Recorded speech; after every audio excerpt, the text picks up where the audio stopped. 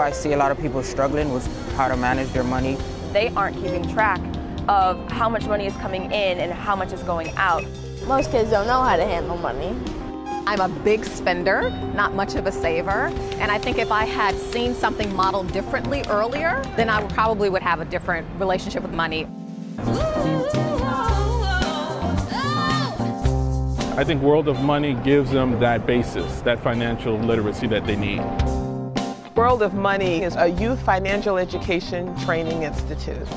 It operates Monday through Friday, 9 a.m. to 4:45 in July of each year. We go in the morning, we meet with our classroom leader. Each day is different and each day has a theme and focus. So some days we'll be talking about banking, other days we'll be talking about stocks and bonds. I did learn a lot about credit scores, 401ks, gaining interest on money, making your money work for you, how to save your money, checkings accounts and savings accounts, and yeah, how to live a better life. My name is William Law. Handling money is a big responsibility, and it should be held in the hands of a responsible person. Hi, my name is Rachel. I feel like I just graduated from business school, like real university business school. Just having role models like that come and share their knowledge with us is one example between, learning, gaining success, and then giving back. And it's just a straight, long sign. Also, one of the cool things that our students learn is Mandarin Chinese. The 5 tenets of World of Money is learn, earn, save, invest, and donate. It's helped me become more aware of how much I'm spending and how much I'm saving and how much I'm giving. It's more about, yes, you had an opportunity to earn the money.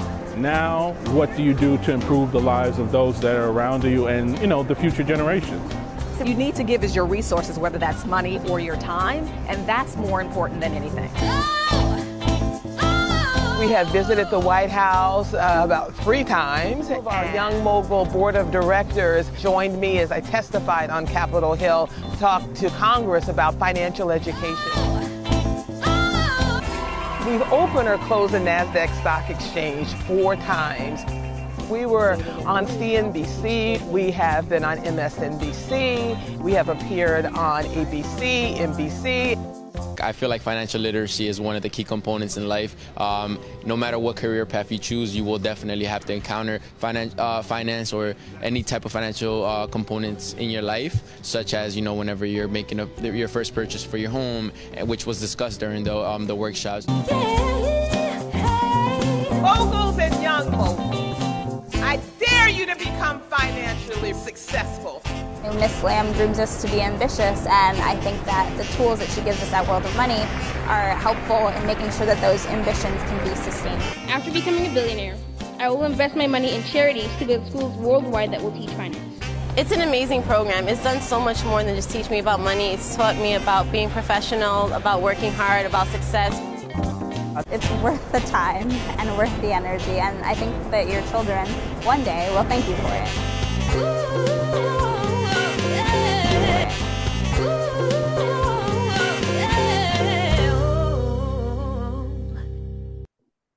Good afternoon, everyone, and happy Father's Day weekend. My name is Sabrina Lamb, and I am the founder and the CEO of the World of Money, and I am really excited today. Today, our focus is, it's Welcome World of Money's The Future of Your Money Town Hall Series, and I'm really excited today to listen and learn from today's discussion. A gathering of men talk money. Hashtag Men Talk Money at World of Money. Our special dads are joining us from around the country to engage in transparent, keeping it real conversation, inspirational, personal, dropping some information for you regarding money and related issues. During this interactive forum, we want you to post in the chat below of your screen where you're joining us from, and then later post your questions and your comments. Now today, because this is Father's Day weekend, I think it should be Father's Day year, okay? I pay tribute to my father, Willie J. Lamb, who was a highly decorated military officer, and I miss him every single day. What I learned from my father is, I remember when we were living in Germany, and we would drive from Nuremberg to Würzburg, and I'm a fourth grader, and I'm sitting in the back of the car, and he would hand me the map, and he would say, Sabrina, tell me which direction we should go. Doing that on all of our trips, my father taught me that there was no place that I have the absolute right to be, and there's no place that I can't go, and there's nothing that I can't achieve. So thank you, Daddy. I call him my daddy, for teaching me how to walk like I own this earth. So thank you for all of our dads, our fathers, for providing and protecting all of us. So we have a lot of special dads today. I'm looking forward to introducing them to you. So here we go. So our first special dad is Mr. Barry Simmons. He is a managing director, East Division director for Chase Wealth Management at JP Morgan Chase. Joining us all the way from Los Angeles, California. Welcome, special dad, Barry. Hello, everyone. Great to be here. Thank you, Sabrina. Thank you. Our next special dad is Mr. Robert Johnson. Robert is the Chief Inclusion Officer and General Counsel for the YWCA Metropolitan Chicago. Joining us from Chicago, welcome, Robert.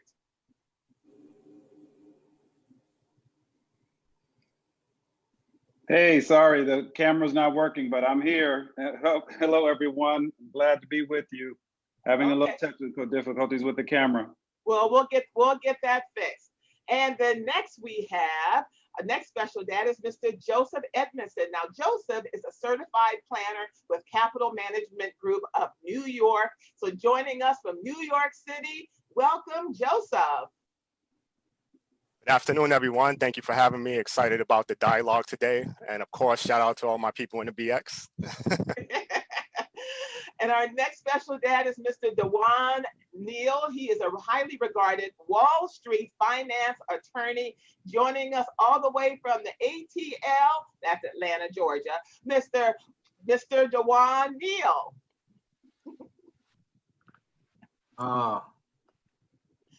Good afternoon, everyone. Sabrina, thank you for that warm introduction. Very excited to be here.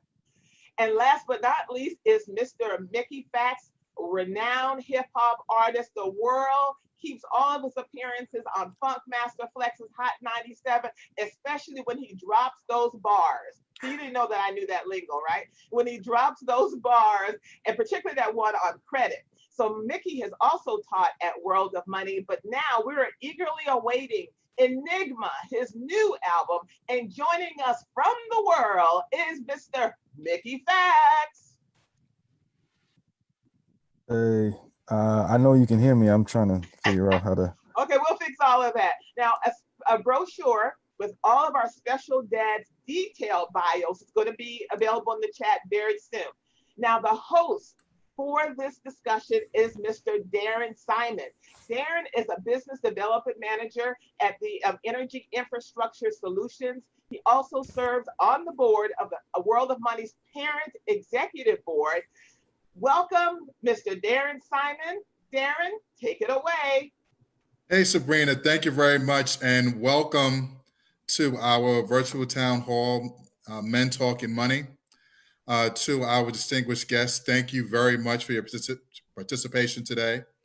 And we're looking for a great session of just talking men, guys, as though we were in a barbershop. We're just going to kick it for a little while and just talk about different aspects regarding fatherhood and finances and wealth building and the like.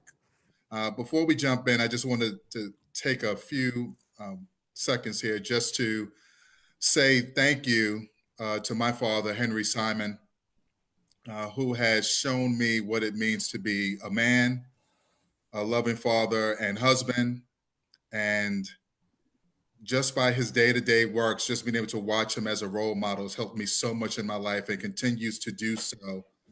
Dad, you were my best man at my wedding, and you'll always be my best man. Love you dearly. And with that, gentlemen, are you ready? Absolutely. Let's do it. I think I'm ready. Darren, you said something about us keeping it, fairly casual, like we're in the barber shop. Unfortunately, I can't remember the last time I was in a barber shop. You are so right with that. And where I am, my barbershops actually open in New Jersey on Monday. So okay. You know where I'll be. Well, this is a good warm up for you. We're getting you ready for Monday. Absolutely, absolutely. Before we jump into the financial aspects that we're going to spend some time on, I was hoping that we could step back and just take a look at some basics. And I'm interested from the panel, what is your definition of fatherhood? Hey, well, look, I'll get us started, Darren. Really excited to be here. So again, I am a father of two 10-year-old boys. They just actually had their birthday on Thursday, Cannon and Cole, and a shout out to my baby girl, my princess Sage, who's 5 years old. And to me, being a father and the definition of fatherhood is all about being a provider, being a teacher, an educator, but most importantly, preparing our children to enter the world and have as much success by giving them exposure and experiences so they're able to deal with all the ups and downs and the adversity that comes with the world and comes with being an adult. So I take that responsibility very seriously. I think we learn every single day as dads and as fathers because there's no script, there's no playbook for it. But what we can do is just the best that we can to ensure that they've got good values, character, morals. In our household, we lead with integrity, we lead with inclusion, and we always focus on making sure that our kids are very intellectually curious, ask the questions so we can provide the whys. And I think as teachers, that's what dads really serve as that role model. Excellent. Hey, let's keep it going, guys. I mean, I'll piggyback off of it. My situation is a little different. And I think this helps having such a diverse panel. My son is 17 years old, just finished his 11th grade year, transitioning into his senior year of high school. And fatherhood has been an amazing experience for me, but a learning experience, right? So like I'm constantly teaching my son the things I want him to be able to carry into the world, but I'm also learning about myself. I'm learning about him. And I think that there's no feeling than watching your son evolve into a mature, responsible, aware young adult. And there are just so many components to fatherhood, right? Like we want our children to be studious, right? We want our children to have good manners. Some of us would like our children to be more than just intellectually stimulating, but also to be athletic for whatever reason. I mean, there are just so many ways to reach out and to connect with your child and then to actually track that evolution and that growth. So for me, fatherhood is really just about instilling the values and really trying to protect him from making the same mistakes. He's going to make mistakes, but let them be new mistakes that we can challenge and take on as a unit versus him doing some of the same things that I did when I was his age. Yeah, I'll go next. I'm probably one of the older brothers on the panel, just looking at the young, bright faces that are my panelists. But for me, fatherhood is, particularly in this age, around not just being a protector, but also sort of an evolution. I come from a generation of fathers, or was raised by a generation of fathers, where children were seen and not heard. You sat at the kids' table, and I appreciate a lot of those old school values, but I think fathers now have evolved to being a lot more involved and hands-on than they may have been back in the day.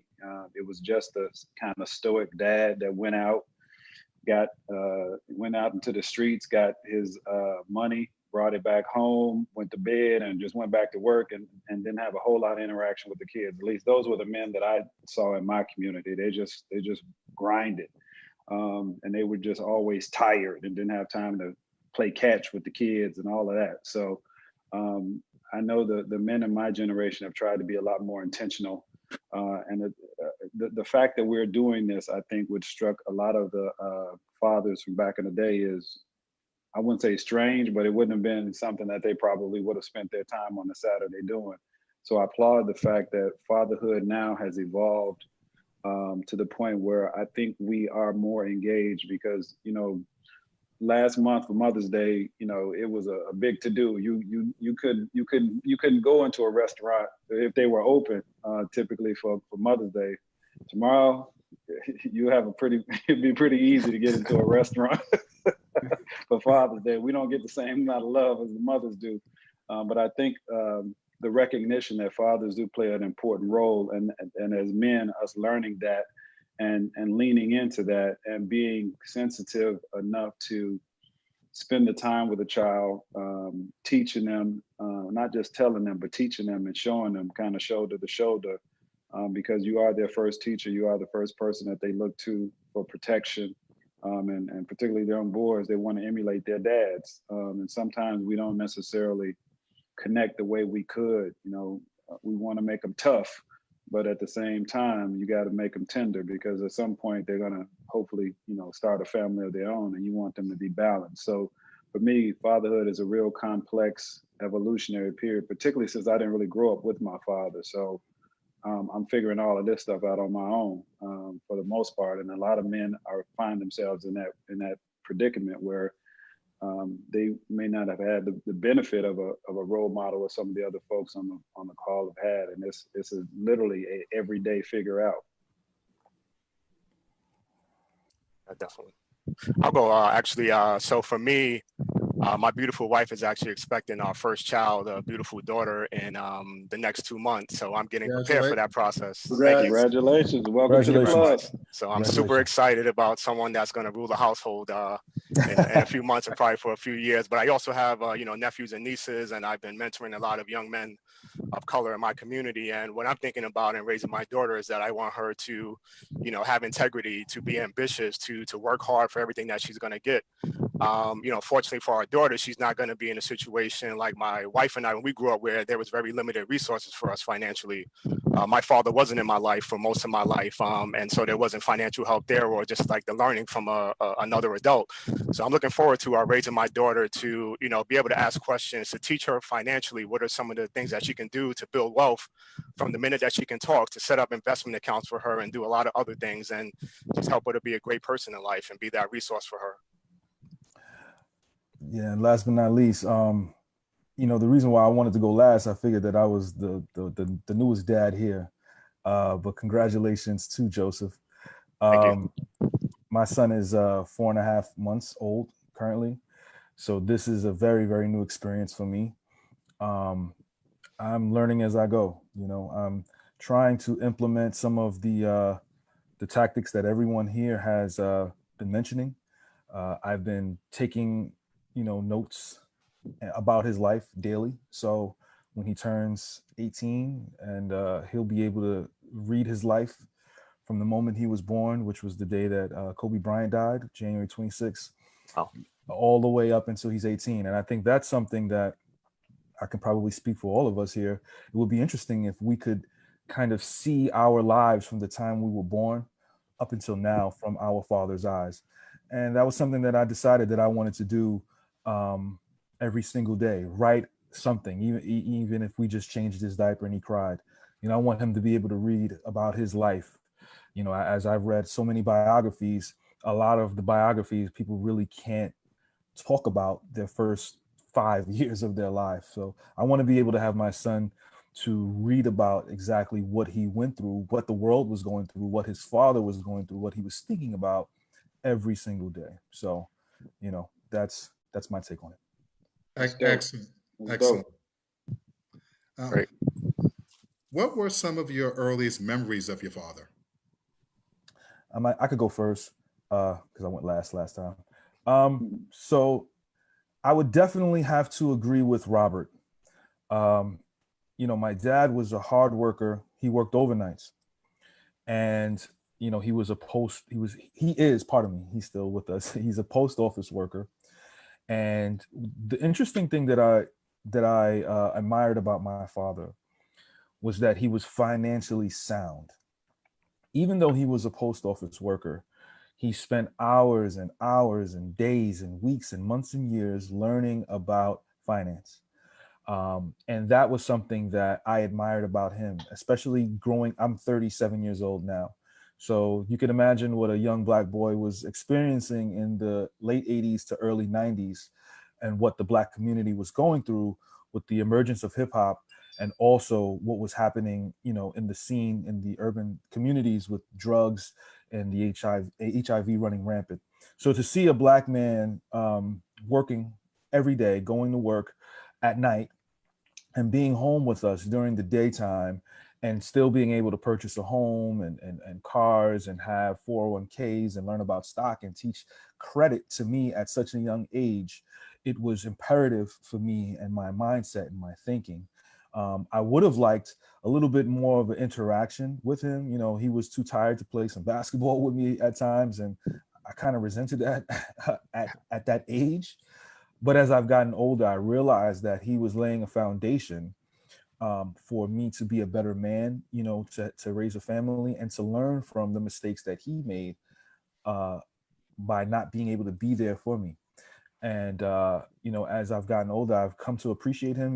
He's definitely my best friend. We speak all the time, and the times that I wanted him to be that person for me at a younger age, he's doing that.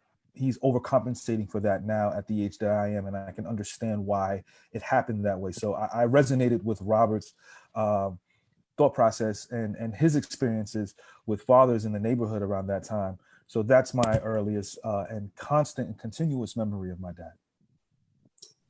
Yeah, I'll tell you, my father was absolutely my role model. He was the person that I aspired to be.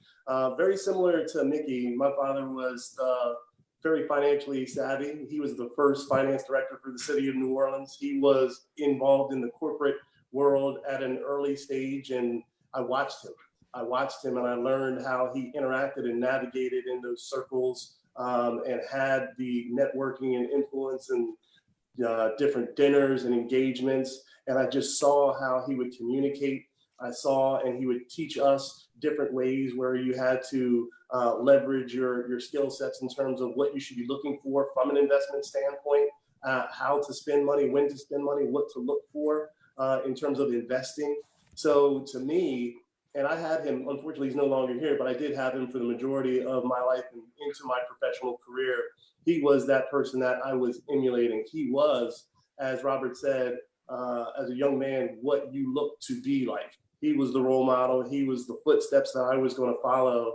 So it's just very important. And I think this conversation is so important because the role of men and fathers in young Black men's lives, it really is truly, truly special. And I think we all have to understand that they're watching every single thing that we do, and the good habits as well as the bad.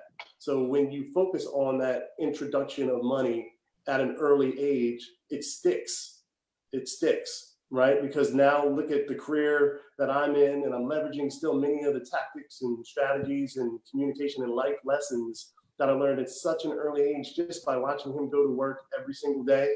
And more importantly, the dinner table conversations that we would have each night. So without a doubt, he's my role model. I credit a lot of my success to him. Yeah, I can go next. I'm sure many of you, since this is a money and a wealth conversation, are familiar with the book by Robert Kiyosaki called Rich Dad, Poor Dad. And I literally just thought of this, and I never thought of this in 50 years, but I had a similar Rich Dad, Poor Dad experience, and it literally just occurred to me. So my earliest memories of my father literally lived around the corner from me. As I said, I wasn't raised by my father. I was actually raised by my grandfather. So if I think about Rich Dad, Poor Dad, my actual dad was my poor dad, and my grandfather was my rich dad. And just like in Rich Dad, Poor Dad, there were lessons that I learned from both. And my actual dad, I was born out of wedlock, and my father was an alcoholic. And like I said, he lived right around the corner from me, and he made a lot of choices that obviously led him down a path that did not include any aspect of financial success. So the impact on me, as you said, most of us want to be like their father. The majority of my life was spent trying to be not like my father. So it was just, I saw the things that he did, and it motivated me to have this ridiculous drive to do just the opposite. Like I didn't touch a drink until I was in law school. It was like part of an initiation there. I was like 23 or something before I had my first drink, and never did a drug or anything because I just saw that the path that it took him down. Conversely, my grandfather was my rich dad. He was a steel worker, probably with an 8th grade education, but was one of the most brilliant men that I ever met in my life.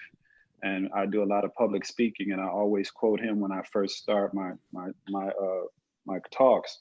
The 2 things that he always said, that if a man could beat you, first of all, he said, common sense ain't common, everybody ain't got it. And if a man could beat you thinking, he could beat you living. And I saw that for him, he would get up literally, I don't know, at some ungodly hour, 4 o'clock in the morning, whatever it was. He wore a suit every day. And he, like I said, he worked in a steel mill. So he would wear a suit to the steel mill, somehow change clothes, get into whatever you wear in a steel mill, do 8 hours in grimy, dirty, whatever you do in a steel mill, shower, put the suit back on, come back home to work. He would hit the door. My grandmother and mother, who also lived with me, they would, food would start magically appearing. He would sit down in front of the TV. I would be there in front of the TV watching something. He would, without saying a word, as soon as he came in, I knew it was time for me to leave. He was going to turn on the Cubs or whatever it is he wanted to watch. And that was his thing. But I also watched him, similar to what was just said.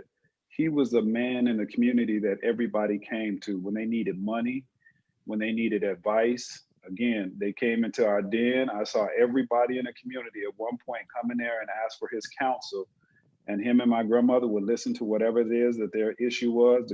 I had to leave. He never made a decision right then and there. He said, okay, I'm gonna pray on it and I'll get back to you. And that was it. There was no more conversation. That was it. Once he said that, you were dismissed. You're gonna pray on it and he'll get back to you, whatever. And I just saw him, and he had this thing where he bought my grandmother a new car every 2 years, and he would take the old car. And I mean, it was just, when we grew up in what was considered a poor area, but I didn't know I was poor until I went to college. Didn't even realize it because just the work ethic, and we never wanted for everything, and just his presence as a Black man.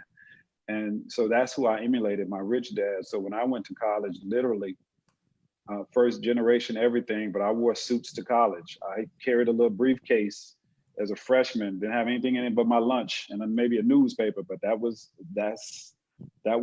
what I saw as a man, and that has driven me my entire life. Was my rich dad, which was my grandfather. That's excellent, and I really appreciate you sharing. And at this time, just to transition a little bit here, we're going to watch a video from activist MC Mysone, which is a happy Father's Day tribute to his son.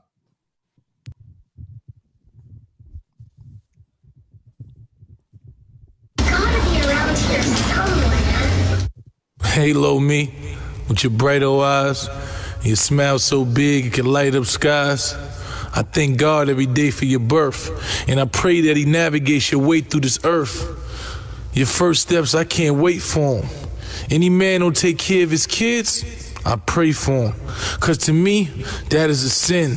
Men teach, protect, and provide for their kin. Yeah, I said men. Boys shun responsibility, abandon ship, and run without no dignity. The joy that you've given me can't be explained.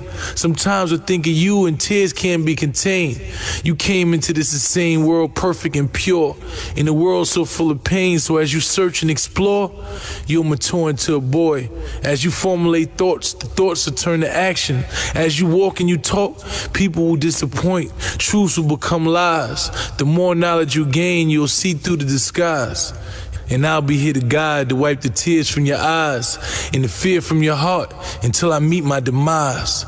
Them eyes will see reality. The friends will turn to enemies. Enemies will turn to friends, and love will turn to jealousy. But the memory of these things will make you stronger. All the shortcomings and disappointments will make you hunger the success, but never let that success kill your humanity. All morals, never put money before your family. I know you ain't understanding me, but you will one day. You'll separate the fake from the real one day. One day you'll understand the sacrifices I made so you can live in peace and not have to pay the prices I paid. I pray every day that your life's filled with joy, cause I'm so thankful I gave life to you, boy. Lord, let my little seed grow to a tree and be a way better man than me.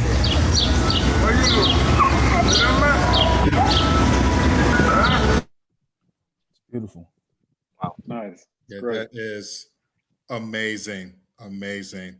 And picking up off of that, one of the questions that I had for the group that I'm interested in, as fathers, we're responsible for safety and security, for our families. And how does that translate into providing financial safety and security for your finances? So how does that look for you in the financial space? Yeah, I can start on that one. So, in my role as a financial advisor and a certified financial planner, and just talking to clients on a day-to-day basis about their goals and what it is they want to do with their families, and myself now preparing for a daughter to come in this world, some of the things I'm thinking about now is that I want to make sure that I have funding for her to go to college and to get an education. So I'm establishing a 529 plan and setting that up and funding that so that she knows that she has money to go to college. I'm talking about, making sure that she understands our budget. And when she's, old enough to understand, she's going to be involved in the conversation, because I want her to understand how to run her financial household, how to make sure, in the words of World of Money, that she understands how to save, invest, donate, give back some of the money that she makes. And I'm looking forward to teaching her about that. I'm having conversations with my wife about the fact that, God forbid, if I didn't come home yesterday, I want to make sure that you guys are going to be protected and that you're going to be able to do everything that my income coming in would have allowed us to do as a family. So I'm in the process now of increasing my life insurance substantially so that, if I didn't come home yesterday, I know it's a hard conversation to have. I want to make sure that my wife has options for my daughter to live in a beautiful community, to make sure that she's going to be able to go to private school, and my wife so chooses to do that, to make sure that she's going to have money for her someday, hopefully her wedding, and getting a new car when she graduates from college. So we're having these conversations now, and I'm taking the action steps to do those things. And then also talk to my wife to tell her that, for my daughter, I don't want money that's going to be for her in a long term to be sitting in a savings account earning minimal interest. I want that money to be invested and to grow and to grow for her so that she can have access to something in the future. And I'm also in the process of talking to an estate attorney now, because now there's a conversation around getting wills and trust in place so that, if something did happen to myself and my wife, we're not putting our daughter in a situation where she just gets a big lump sum, or also my nephews and my mother and everybody else that I financially support, that they're just getting money outright and they're just blowing it. This is about building generational wealth. So in having a will and having trust, there's going to be language in there that says that you can only get access to certain funds if certain accomplishments happen. And so these are the steps that I'm taking personally in order to prepare my family for, making sure that they're going to be financially sound, both now and if, I didn't come home today. Yeah, let me build on. Go ahead. Oh, no, I just want to piggyback off of what Joseph said. I think the goal is just to be proactive, right? And I think a lot of what Joseph just shared is getting ahead of things, right? And actually planning, right? And preparing for the future. And I think that, children, young men, young women, they see everything that we do as parents, like everything. They hear every discussion. And to the extent that we want our children to model themselves after us, then we have to set a proper example with respect to all things that they come in contact with, i.e. financial responsibility, right? And understanding, my biggest thing for me growing up, I was extremely materialistic, right? Like if I could get a new pair of sneakers, I was happy, right? If we can go get those sneakers, I remember one time I was on punishment. And my mother, only 16 years older than me, and my father not being present at all. I've actually never met my father. We went to her, and rather than sneakers I wanted, she bought me another pair of sneakers, as if that was some type of punishment for me, right? But that is what I equated being happy to, right? Material things. And having a 17-year-old, it is baffling to me how my son is the exact opposite. He literally, I have to beg him to take him shopping. Like, let me go get you a couple of items, right? But it's really refreshing. And yes, he is a product of the World of Money Institute. You know, he has participated 2 summers and was going to come back and teach this summer, you know, less than, you know, the pandemic. But, you know, him being able to actually see me mature, right? Because he's watched my evolution as well, right? Like, I don't have a problem going to buy sneakers, but I'm also, you know, putting money away. We're prepared for college. We were able to purchase him a car last year when he was 16, you know. But you have to plan for those things. And to be completely transparent with the panel and all those that are viewing, I wish that I was being more financially savvy and more financially responsible at a younger age, right?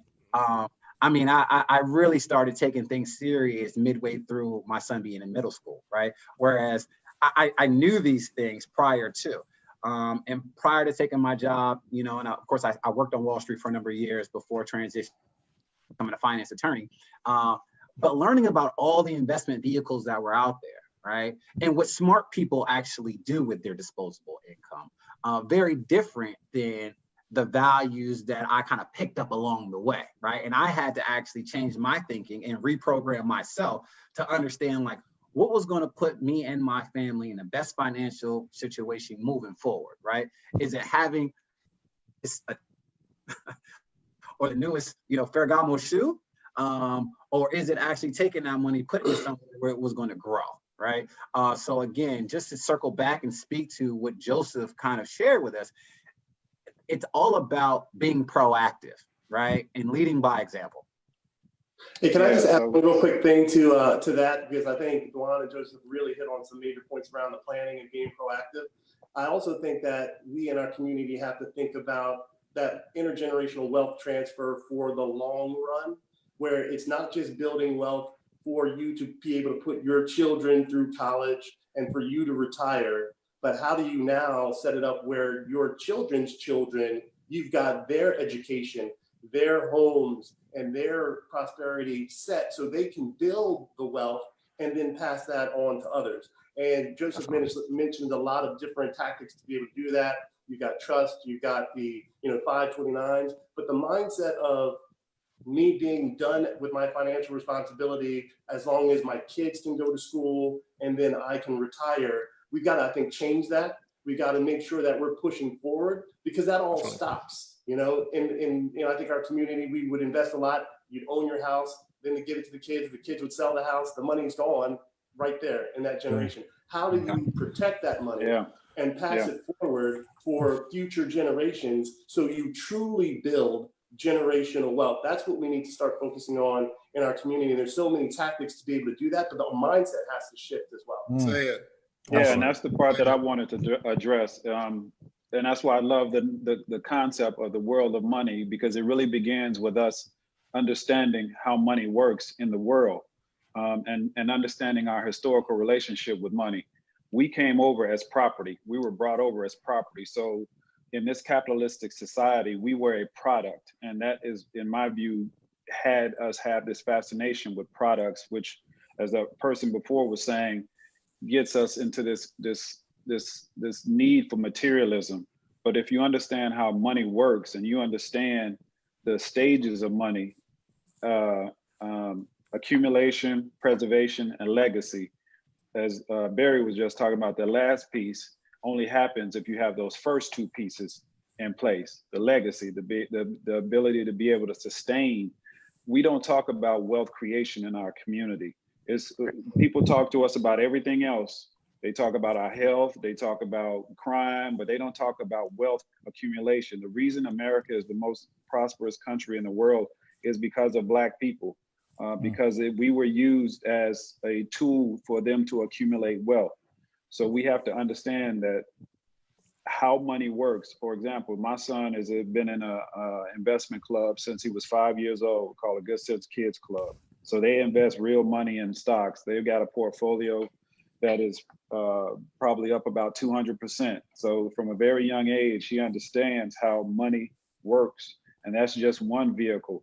But we also got to talk about entrepreneurship, because that's one of the things when you look at it historically as a people, when we were most successful. We just had Juneteenth yesterday and, the celebration of Black Wall Street, all of that. That's when we were most successful as a people, is when we were focused on entrepreneurship. So it's not just about having a job. A job is great, but a job only creates income. It does not create wealth. Very few people get rich working for somebody else. It is possible, but the vast majority of wealth is created through enterprise and through some kind of liquidity event. So we got to begin to understand that we need to understand how private equity works. All of these things, you're talking about just saving and investing. That's the tip of the iceberg. But you got to start understanding how money works in society and how the rich get wealthy. It's not just about trust and estates. It's also about mergers and acquisitions. It's also about private equity. And private equity, for the most part, doesn't invest in our ventures. So we have to look at social impact capital and looking at how we can rebuild our communities and how we can invest in our communities. 90% of Black businesses are solopreneurs.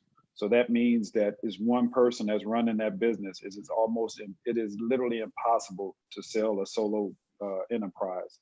So you can't create wealth that way, because if you are an entrepreneur and you just have yourself as your own employee, nobody's going to buy that business, because once you stop, the business stops. So you can't scale that business. And most entrepreneurs don't have a 401k or investment. Is really a lifestyle business. So we got to look at how we can begin to scale our businesses so that we can employ more people, and then also create wealth and create legacies that can go beyond the generation that we're in.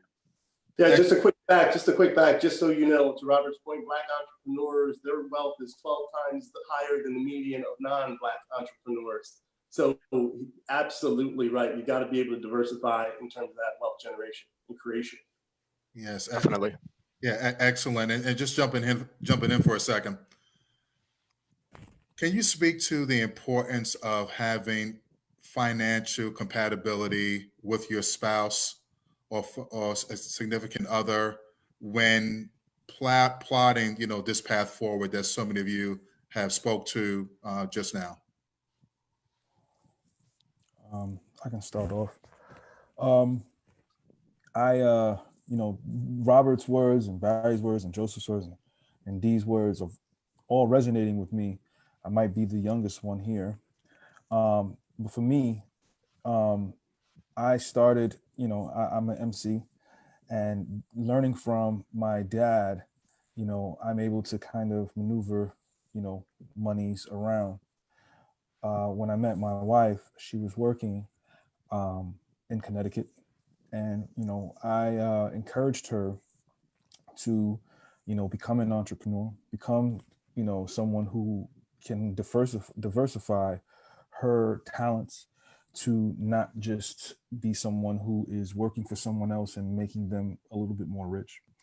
So we've been constantly improving her status in terms of money and wealth, and as well as building up her credit, so she is able to be this equal partner with me in this journey to becoming a financial partnership with two gurus, just creating content and wealth for our child. I think it's imperative for us as Black men to constantly encourage our partners to learn about finance and try to get them to a higher plane of thinking when it comes to finance and trying to build that wealth in that sense. Yeah, the single biggest financial decision that you will ever make is who you marry. There is no other financial decision that will have as much impact on your life as your spouse. So if you don't have somebody who is rowing in the same direction as you are, it makes it exceedingly difficult to be successful financially. And that's one of the things, again, that as a people, we have to recognize is that, and I hate the term financial literacy, because Black folks are very literate when it comes to finances. We have not been financially included. Most of us know how to stretch, budget, make a dollar holla better than anybody that I've ever seen. So we're not financially illiterate. We just not have been financially included into the largesse of this society. So we have not been exposed to all of the tools and resources that others have. So to that end, not only must you have a spouse that is on the same page, you got to include them in whatever that plan is and make them have and allow them to have buy-in and learn from them, because there's numerous studies that show that women are better money managers than men.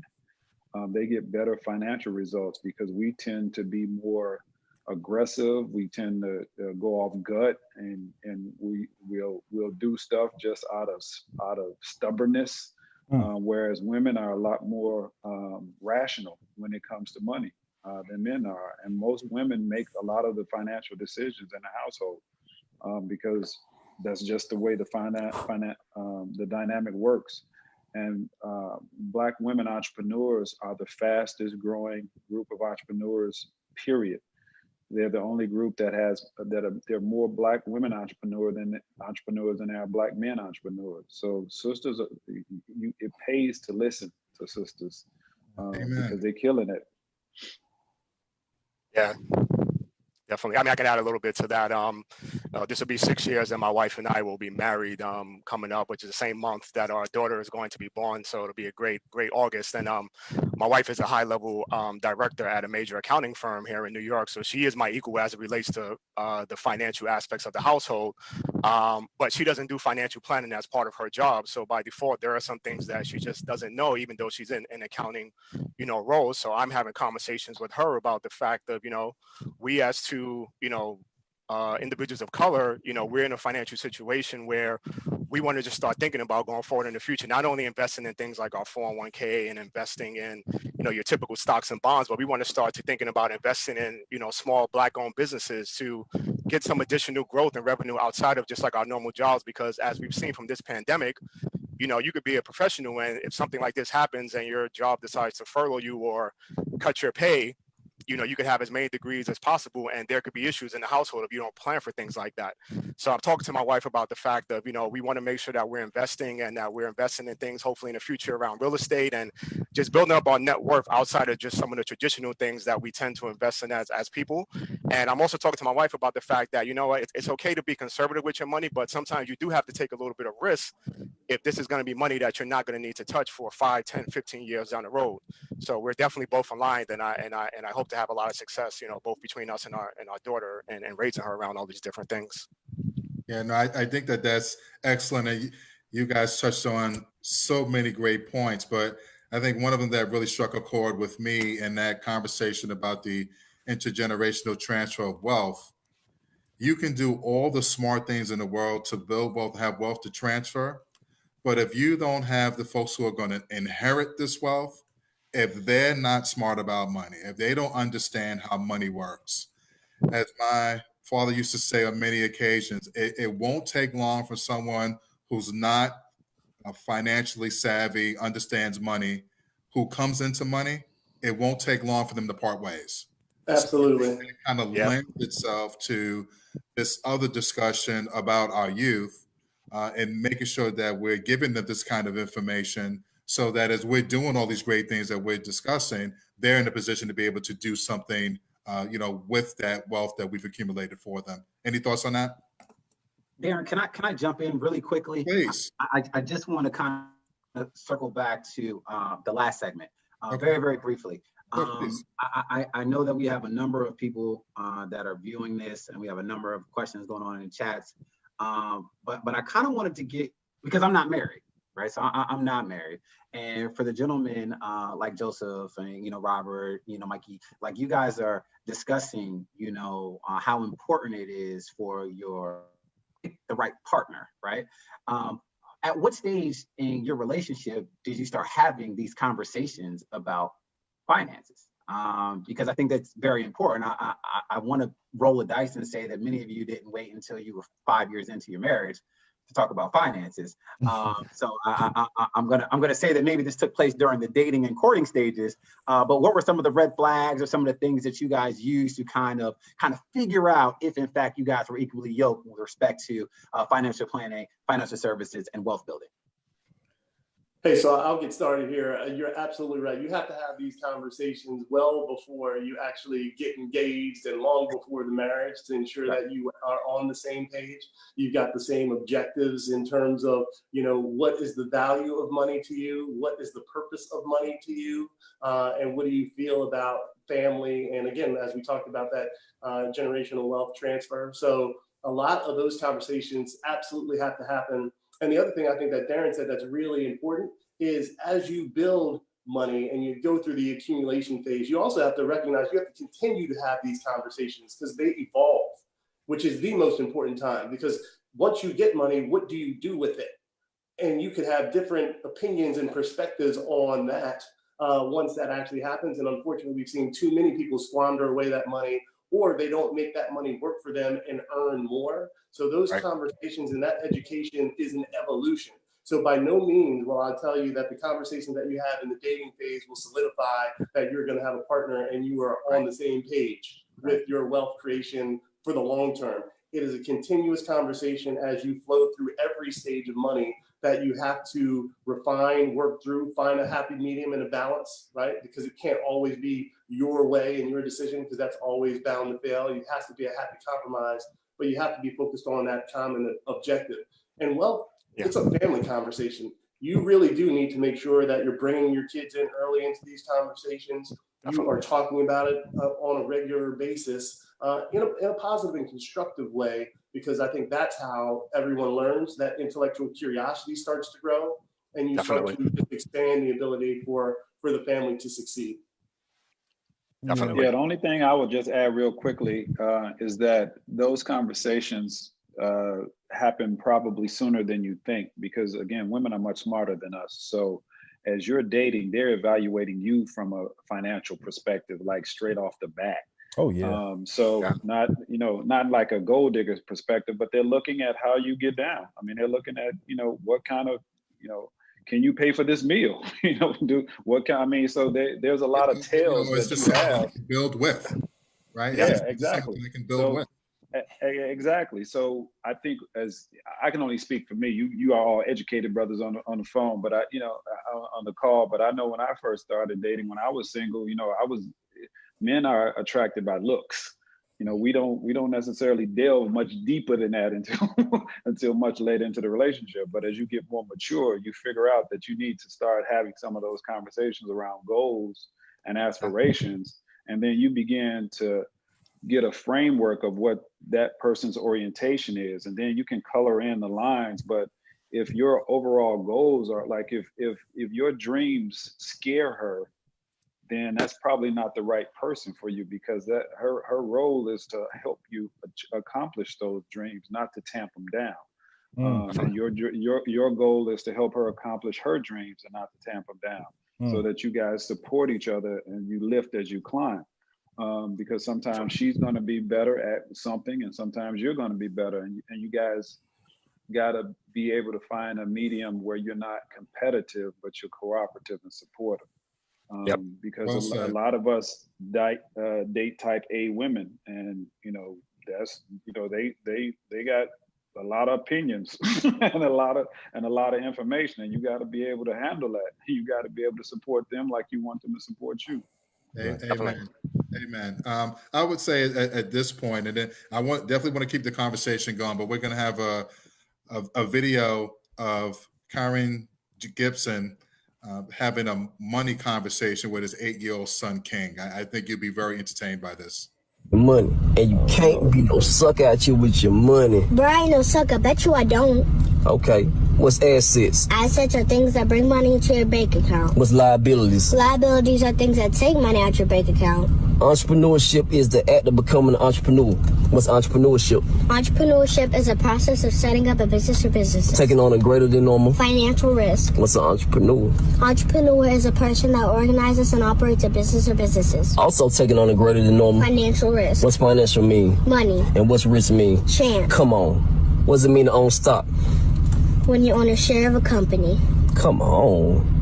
What's real estate investing? Real estate investing is when you invest in a immovable property. What's the two types of real estates? Commercial real estate and residential real estate. What's commercial real estate? Commercial real estate is property for businesses and workspace, like an office, store, or land. And what's residential real estate? Property to live on, like a house, apartment, or condominium. Come on. It comes with extra fees when you have real estate, you feel me? Daddy tells you how many times he pays his state property tax a year. Once a year. What's the type of maintenance fee? Cutting grass. Come on. What's HOA? Homeowner association. And what comes along with that? HOA fee. Come on. And when it comes to the brokerage percent, what percent is that? 7. Come on. What's equity? Equity is the difference between what your business is worth minus what you own. Also assets minus? Liabilities and debt. Good job. What's credit report? Credit report is like a report card letting you know how well you did by paying your money back you borrowed. And how does credit affect your life? The better you keep your credit, the more opportunities you will have to get funding. And what? Large purchases like? A car or a house. Come on. And always repay what you owe. Because if you owe somebody, that means you're in debt. And you never want to be in debt. Because that means you owe somebody. And we don't never owe somebody. Because that ain't what suckers do, period. Come on. Yeah, man. I'm done. I'm checked out. Is there anything left for us to say, guys? Let me log out. Let me log out. Come on now. Oh, that was amazing. You should be teaching that world of money. You better call him, Sabrina. Not the daddy, in my the 20s, I couldn't have answered half those questions. Sabrina got to hire the boy, not even the father, man. That's right. One of the questions that came in on the chat, someone wanted us to provide some examples of how we are building generational wealth. Whew. Well, I can start this one off again. Generational wealth. I've learned, I took the same route that Joseph has taken in terms of when my son was here. I started to just delve into even more and more and more financial things to accumulate wealth. One of the things that I learned about, obviously, was the stock market.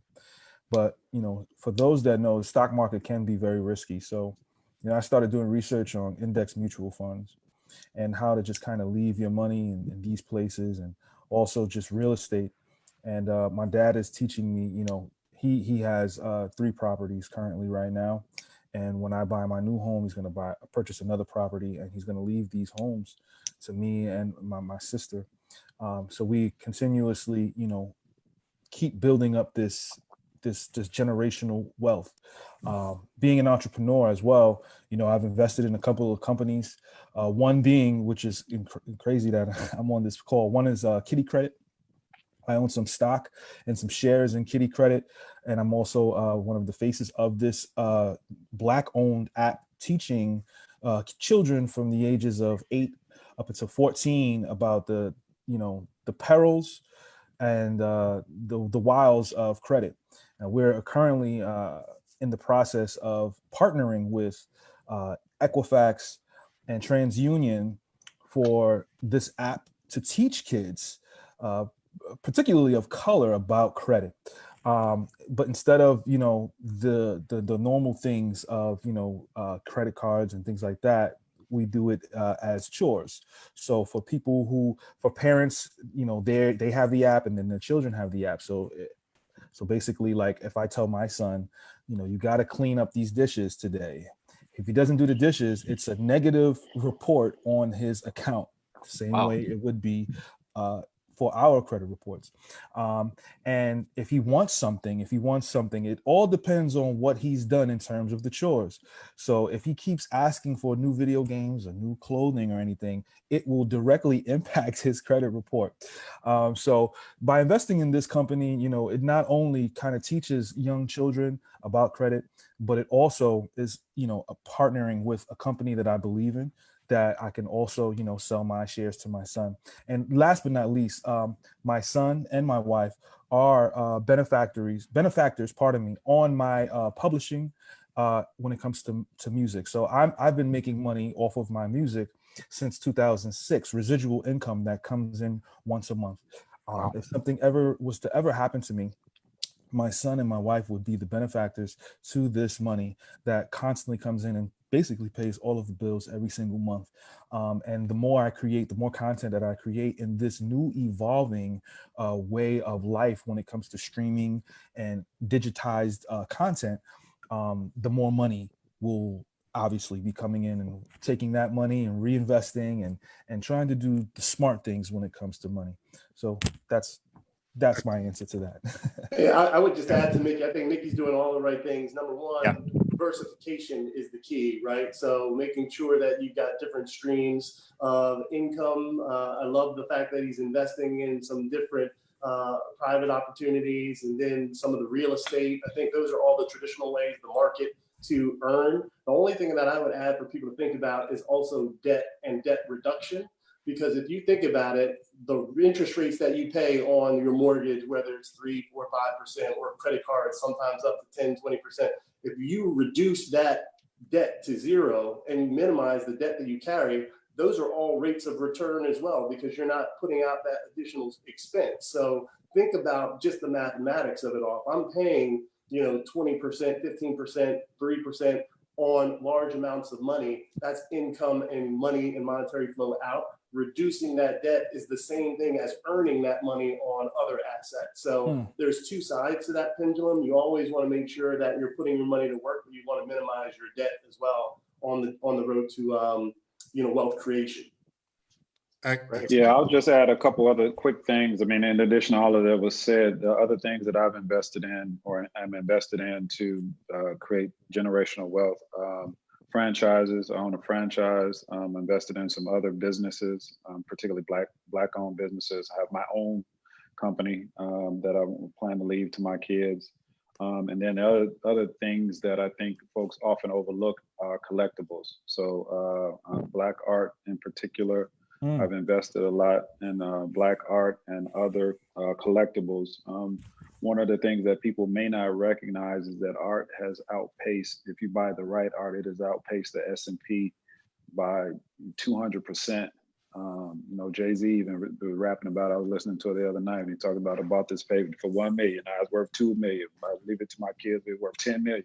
If you understand the market and understand the right things to invest in, collectibles are a very lucrative investment. And a lot of Black art you can get.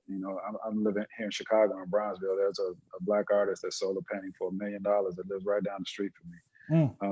But a lot of people don't know about our market. And there's an opportunity for us to capitalize on that, particularly given what's going on in the country now. Black art is about to be real hot. So a little stock tip, a little tip for you guys now. Look at Black art and Black businesses investing in right now. Yeah, I'll just add a little bit to that, Darren, really quickly. So everything that everyone mentioned was great. These are all great tools to build wealth. And I would take it just like one step even before getting to the point of that, is that for the young men that are listening to this, if you don't know what's going on in your household around the financial picture, start to ask questions of your parents. How much does it cost to live here? How much are you making? How much is left over to pay the bills? When you give me money, what are some tips that I can do to make sure that I'm saving? So, and this is also for the men that are listening, start to have this dialogue with your kids now, because what I've learned in being involved with World of Money since 2008 is that kids can pick this stuff up even as young as 5, 6, 7 years old, and we have to start having these conversations now. We have to understand where our money is going every day. And I think I shared, Sabrina, if you can share with the audience, I sent the budget worksheet out, and before you can start building wealth, you want to make sure that your short-term reserves are okay. And what I mean by that is that if you lost your job or if you got hurt and you couldn't work, you don't want to be in a position where you might have to sell a real estate investment in a down market or sell your stock investments. And you want to have some savings in the bank to make sure that you can pay your bills from anywhere between 3 to 6 months. You want to make sure you have the right amount of life insurance if you didn't come home. You want to make sure you have things like disability coverage if you didn't get hurt, if you got hurt or sick and you couldn't work. And once you have those foundational things set up, now you can start to talk about building wealth through all these different vehicles, whether it be investing in the market, real estate, private investment, art, and different things. So the foundation and the conversation that we need to start having is key. Fantastic. Another question that I wanted to pose to the group, and I want to start with Dewan on this one and then expand out to the panel. With everything that's going on currently, we've been hearing references to so many conversations about the talk that Black parents need to have with their children about how to navigate and move in this society and to be safe, as they go about their lives. So I'd like to take a different twist on that question. And what does the talk look like with your children from a financial perspective, from a wealth building perspective? What are the key things that you are trying to, or that you intend to try to have in terms of discussions with them about those particular areas? So for me, my son is, and we're having a conversation about college and what his interests are and what he wants to study in college, and he doesn't know, right? He's up in the air, right? Which I explained to him over and over again is not abnormal. It's okay that you don't know. But then I asked him, well, what do you want your life to look like? Right? Like, what do you want your life to look like? Because you have to understand that happiness for everyone looks different, right? You may ultimately want to own a private jet and have a boat, or you could want to be home at 3 o'clock every single day, pick your kids up from school, drop them off at practice, and be at the table by 6:30 every single night with you, your children, and your wife, right? Where do you want to live? Do you want to live in a very, very metropolitan area? Do you want to live in the suburbs, right? Like, so once you start having these type of conversations, right, then we can start to kind of dial it back. How do we get there? Like, what does that look like? How do we graduate from college with the least amount of debt possible, right? So that you're not forced to get a certain type of job, right? And really trying to get my son, as well as my nephew at this point, to understand that you have to change your thought process.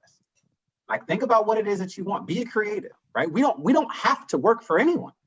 You don't. Yeah. Like, we've been so conditioned to go to schools, get these, and now not even just go to undergrad. It's like go to professional school as well, right? And then you get these degrees and anyone else, right? You're not going to be forced to do that. I want you to take the time to figure out like what you're passionate about, because what you're passionate about will bring you happiness. So with respect to finances, right? And I know I'm off on a bit of a tangent, but I had to give you like the whole picture. My son watches how I teach at World of Money, right? He understands that I'm a finance attorney, and he's always asking questions. He wants to know what I'm doing. He wants to know what the deal is. Like, Dad, he called me, he texted me yesterday at 1 o'clock in the afternoon. And he was like, are you on a call? And I'm like, well, no, I'm not on a call. What's going on? He said, well, you're usually like on a call this time, or you probably have a deal closing, right? Like, that's his thought process. He doesn't really know what that means, but he sees me, right? And I think that is the silver lining in this pandemic, right? That I'm able to like be in the house, and he's able to see like what my morning look like, what my evenings look like, and what my days look like, and that way that I engage with people on phone conversations, right? So when you start hearing about millions and millions of dollars in these deals, right, it's like, wait a minute, okay, well, let's dial it back. Let's talk about how this company was able to borrow this money from this bank, and why this bank was comfortable enough to lend this company $50 million, right? Or why there's $300 million going to one company in a syndicated deal with a number of different banks. Like, why do these banks find so much comfort in this one company, right? And then you start to say, okay, well, no one's giving you that type of money for nothing. Yeah. Typically, we got to put up some collateral, right? There's got to be assets that are going to secure these loans, right? So like, as we start talking about what I actually do, right? And I can speak to that because I do it every day. It opens his to so many different ways that people can make money. Now, I'll tell you this about myself. Like, I played basketball all through high school, basketball all through college, right? I thought basketball was going to be my ticket, right? I always did well academically, not because, I was just a genius, but because things were really easy. But I always thought basketball was going to be my ticket. I became a lawyer because all I knew was lawyer, doctor, entertainer. That's it. I thought I was funny, but I'm not that funny. I wasn't athletic enough to be a professional athlete. And I hadn't had the schooling or the tutelage to be a doctor. So I'm like, wow, they said I could go to law school if I just take this one exam. So I took and now I have like a nephew who wants to be a lawyer because I'm a lawyer. And then I have to have a conversation with him to say, hey, why do you want to be a lawyer? oh, because lawyers make money. There's a lot of poor lawyers, let's be clear. Tons of poor attorneys. Actually, the vast majority of attorneys don't make good money. They're extremely, it's a high stress job, have high student loan debt, and they make very little income pro rata with respect to what they owe. So if you're going into because you want to make money, that's not the reason to go into law. Let's talk about it, because I am up at 2:30 in the morning because a client has asked me to draft something on behalf. Do you want to be the attorney that's doing the drafting, or you want to be the client that's able to pay me to do the work at 2:30 in the morning, right? As we start thinking about what we want our lives to look like, right, and what type of work will make us happy, I tend to back our way into how we get to that point. And I mean, we don't just talk about investing in life insurance policies, although I think that's a great investment because that's the one thing that you know is going to happen, is that we're all going to pass away at some point. But I want to talk about like how we get out of college without having any debt. How do we go to grad school without having any debt? Because those are the building blocks that hinder most people in our communities, because when we graduate, it's like, I got to take this job because I have to pay this debt. Talk about it. But this panel is intelligent enough, well-versed enough, and worldly enough to know that our kids won't have to experience what we experience. Talk about it. Go ahead. But I digress, and I'll allow another panelist to talk about it. D, talk about it, brother. Hey, brother, I'm feeling it. So that talk, I'll be real quick. That talk for me looks like some financial education. Going back to the concept of World of Money, I always recommend 3 books for anybody. You know, the problem with quote financial literacy and trying to provide financial education is there's so much noise out there that people don't really know what to do. They get confused and they're like, what should I do? And I try to separate products from practice, and the sort of praxis from praxis. So praxis is the theory, practice is what you actually do. So you have to have a theory of money before you can understand what it is that you need to do. So I always recommend with my kids, I made all of them read it, and anybody who asks me financial and wants to spend some time with me, like, go read these books first, because you're not going to understand where I'm coming from until you understand this. The first one is Think and Grow Rich. The second one is The Wealthy Barber. The third one is The Richest Man in Babylon. And the fourth one is Solomon's Secrets. If you don't, to me, all you need to know about money is contained in those 4 books. There's another one that I just started reading, which is super dope, but I had to give it Tony Robbins, the Money Master the Game. It has a lot more contextualized information for today's. But these books are all written in very layman's terms. They don't have a whole lot of the jargon, but they talk about the philosophy of money and give you some principles, so that no matter what flashy product somebody comes out with or what flashy idea, it boils down to what the brother was just saying in the video with his kid. Don't owe people. Don't make work your best friend. I mean, there's some principles that will guide you and serve you well, and then it'll give you the foundation.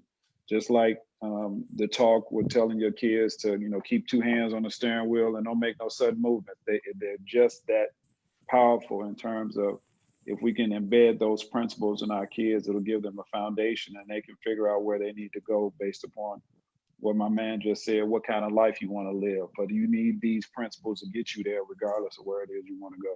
Can you share those books one more time for someone who may not got all 4? Think and Grow Rich by Napoleon Hill, The Wealthy Barber, The Richest Man in Babylon, and Solomon's Secrets. Excellent.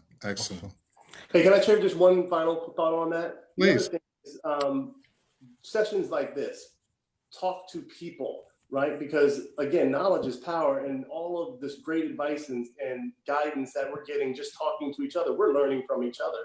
So seek to join groups like World of Money. I know at JP Morgan Chase, every Thursday at a branch, you can learn about financial education and literacy in a Chase chat. You can go online and see that. But join groups where you're talking about money and you're talking about these ideals and you're getting sound guidance and thoughts on where to move forward. Because I think sometimes it's intimidating. People think, hey, I got to do this all by myself, or I'm going to read the book and where do I go from here? But there's so much power in bringing groups together and having the conversation and the dialogue, just like we're doing today. We need to continue to do that in multiple forums, and that can start as early as you want. It's never too early to start talking about this with kids and bringing them together. So I would definitely look at trying to find those groups and forums where you can have the conversation. Go ahead, please. Yeah. I was just going to say real quick. Also, obviously my son is 4.5 months old. Consider the future. And that's just the piggyback off of what Barry, D, and Robert has added to the chat. We have to look at the world that it's going to change eventually. My dad was writing a book about, how to find rare videotapes and how to find the movies that you want to find. And over the course of 20 to 30 years, he had to considerably and constantly edit this book that he never released because technology constantly and consistently changed. So I think, having a conversation with knowing and trying at least to attempt to predict what may be happening in the future, because as Dewan so beautifully and eloquently stated, college is a great thing, but if you're coming out of college in debt, it's a bad thing. And a lot of people sometimes, they're creating these products and these things where they become multimillionaires and some of them even billionaires. So, the answer sometimes can be college, and the answer sometimes can be within yourself. So just believe in yourself and continue to grow. And one final point, shout out to Robert about Black art. I got my man Stevie Wonder over there. I purchased some Black art from my guy 10 years ago, Belchez, and he is currently, one of the fastest selling painters in New York City right now. So, I'm glad to be a part of this, man, just to hear, that there are because being an MC and hip hop, we all know the tropes, the negative tropes that come along with being, a Black hip hop artist. You got to have the gaudy chains, you have to have the expensive cars and the women and the drug usage. But to hear brothers, with like-minded minds that are not in the hip hop community, but are, but still understand the hip hop community and understand finance, it's heartwarming for me. It's a little emotional. So I'm glad that I'm on the right path, and I appreciate all of you brothers. Can I say something really quickly just to some of my mentees that might be listening that are in high school and just thinking about college and if it's even an option? So for me, I grew up in the projects in the Bronx. My mom made minimum wage, and I love my mom so much because my mom had to go back and get her GED. And a lot of parents take the approach of like, if I didn't accomplish something, then I'm not going to force, my child to do that. And my mom was like, you're smart, you're going to college. Like, it's just something that's going to put you in a better position. And if it wasn't for my mother, I don't know where I would be today for, pushing that, on me, because she saw it in me that I could be a success. And for someone that came from the projects in the Bronx, single parent household, low income, I was able to go to college through a program that I was able to get in. And after my first semester, because I did so well with my GPA, I ended up getting a full ride for the rest of my college years, and actually ended up graduating from college without any loans based on academics and not sports, even though I did play basketball. So this is to the young men that might be thinking that, I want to go to college, but it may not be an option. If you academically do well and you're a man of color, there is going to be money out there for you and scholarships that can probably get you through. And if not that, and you're successful, ask for donations for people, make a video, tell people what you want to be in life, and I guarantee you that money will flow in for you. So, don't just stop because you come from a bad neighborhood and you think that, you can't be a success, because I'm the living example of that. Oh, yeah, that's what's up. Yeah, hey, I am too. I'll piggyback on that. I mean, I grew up in Fort Heights, which is one of the poorest suburbs in the nation. So, I think the average median income there is like $4,000 or something. I mean, it's crazy. But so it really, I tell people I could teach anybody how to be successful. Being successful is making the right choices consistently. Being unsuccessful is making the wrong choices consistently. So it's all about the choices that you make. And it's never, and I adopted the approach early in life that it's not over until I win. So I never lose. I've never lost because it's never over until I win. So from that standpoint, you have the opportunity to achieve whatever. I'm first generation everything. So first generation college, first generation law school, first generation, corporate America, first millionaire in my family, first multimillionaire in my family, probably in our entire clan. So I think multimillionaire. I think we family. You got to be like my cousin. but I mean, that message, and I think people need to hear where we come from, because oftentimes I sit on these panels and they look at where you arrived at, but it ain't where you arrived at. Everybody's got a story. And one of the things about, again, going back to what I said in the beginning, a lot of Black men are not vulnerable. I mean, I've made a lot of money. I've lost a lot of money too. All of this smart stuff you heard, it came from some dumb stuff that I've done. Amen. I mean, I've lost hundreds of thousands of dollars. And, it is what it is, but you keep it moving. Right. So nobody on this panel is perfect. I can guarantee you that. Yeah, we've all done some things that we wish we could take back. So, but the thing is, as Black men and as men of color, we got to reach out. If you got a question or if you got a need, or, we got to get past that, hoarding of information, and we got to be more collaborative and more supportive. And if I know something, I'm duty bound to share it with you. And like I said, if I see you going left when I think you should go right, I'm gonna tell you. Now, at the end of the day, you do what you want to do, but I'm gonna tell you, bro, that ain't gonna be a good look for you. And we have to do that for each other. We got to check each other. I mean, I could get on the phone in 10 minutes and I can give 15, 20 cash to go do something stupid, or mindless, but trying to get 15, 20 cash to do this, hard. So give yourself credit for all of you that are on the phone, that are watching this or participating in this town hall, because you've made a decision to improve yourself. There's a lot of people out there that are just dialing it in, and they're not putting forth the effort. Like I said, it goes back to choices. You can choose to be successful or choose not to be successful. And the last thing that I'll say, because I grew up poor, I have a big the secret to my success is visioning. What I used to do was I would go to wealthier neighborhoods and go to like the houses of, they have open houses. You can go look in anybody's house and see what, see how the other half live. And that would be my vision of what I wanted my life to be. And when I was in college on Saturdays when my roommate was gone, I would lay on the floor, listen to jazz, eat pizza, and envision what my life would be. Flipping through GQs, I know how I wanted to dress.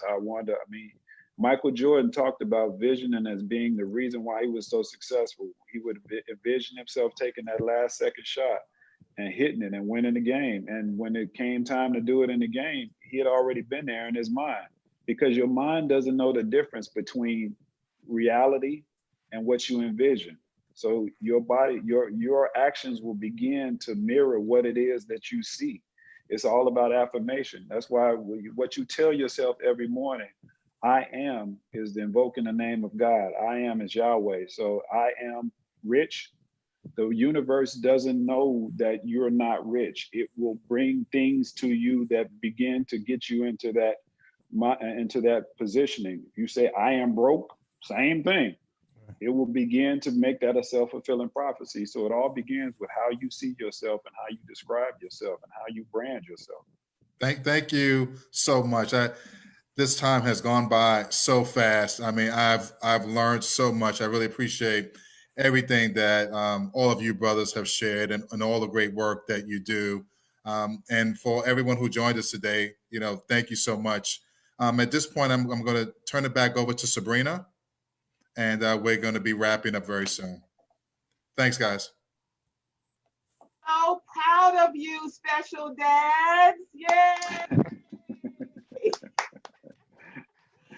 So thank you so much for a brilliant panel. You definitely the vision of what we had hoped for and more. Getting amazing feedback from all around the country. Thank you. This is going to be rebroadcast. But before we go, because we always at World of Money want to remind you of the power that you have in your hands. So we're going to end. I'm going to thank everyone individually, but before or as we end, watch this video, this historic classic video to remind you of what's in your hands. So thank you, Barry Simmons from Los Angeles, JP Morgan Chase, Dewan Neal from Atlanta, New York, because he's everywhere. And then Mr. Joseph Edmonds represent the Bronx, Mickey Fax from the world. Yes, baby. Yeah, I'm from the Bronx too, baby. You know how it go. Yes, baby, all day. We everywhere. What's good? Robert Johnson from the Chai. Thank you so much, Robert Johnson. Definitely, everyone has just been really, really amazing. So before we go, before we sign off, please check out this. And Darren, thank you. Thank you. Thanks a lot, Darren, man. My honor. Appreciate you, Darren. Great job, man. Appreciate Great You job. gentlemen were wonderful. Thank you so much.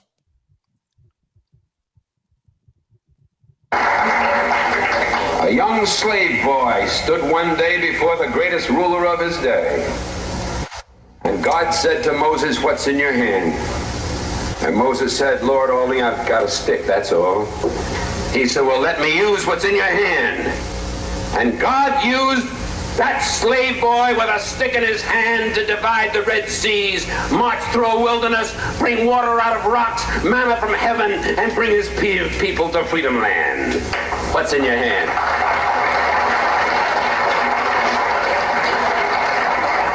What's in your hand? George Washington Carver, who was so frail that he was traded for a broken down horse as a slave boy.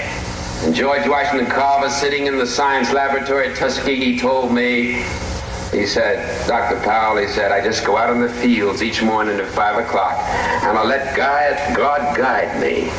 And I bring back these little things and work them over my laboratory." And that man did more to revolutionize the agricultural science of peanuts and of cotton and sweet potato than any other human being in the field of agricultural science. What's in your hand? Just let God use you, that's all. What's in your hand? I've got a string in my hand, that's all, and I'm flying a kite. And way up in the heavens, lightning strikes it. And I, Benjamin Franklin, discover for the first time the possibilities of electricity with a string in my hand. What's in your hand? Little hunchback sitting in a Roman jail. I haven't got anything in my hand but an old quill pen, but God says, "Write what I tell you to write." Paul wrote, "I have run my race with patience. I've finished my course. I've kept the faith. Henceforth is laid up in me a crown of